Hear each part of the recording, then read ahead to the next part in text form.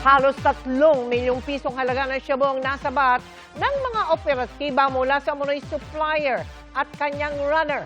Ang nahulikan na lantarang pagtutula sa pagtutok ni Marisol Abduraman. Exclusive! Animoy nag-aabutan lang ng candy ang dalawang ito nang makuhanan ng cellphone video. Pero ayon sa Manila Police District Drug Enforcement Unit, bentahan ito ng droga. Sa isa pang video, makikita rin ang lantarang bentahan ng droga sa pagitan ng pusher at kanyang buyer.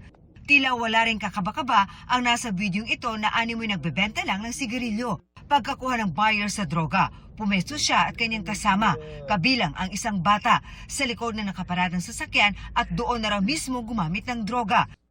Surveillance videos ito nakuha sa parking lot sa Intramuros sa Maynila. Nakakaalarma dahil maliwanag, may mga tao, pero parang kinikipit balikat lang nila. Kaninang madaling araw, inaresto sa bypass operation si alias Mayor na siya umanong supplier ng droga sa area ng Intramuros at iba pang lugar. Street level po, opo. Marami po siyang mga galamay doon. Na-monitor po namin yung activity niya, mostly sa Intramuros. Meron din po siya sa Tondo, saka sa Quiapo. High-value individual kung ituring ng Drug Enforcement Unit ng MPD ang target personality na si alias Mayor. Bukod sa siya ang source ng droga sa lugar, ilang beses na rin daw itong nakulong dahil din sa kaso may kinalaman sa droga. Huli rin sa operasyon ang ayon sa MPD ay isa sa mga runner ni alias Mayor sa Quiapo. Nakuha sa kanila ang aabot sa 2.7 million pesos na halaga ng shabu. Ilang beses ka na nakulong? Pangalawa po. Pangalawa pa lang to, lahat dahil sa drugs. Abo, nung una. Sa hirap din ng mga pangangailangan lang din namin mo. Ilang beses na ngayon?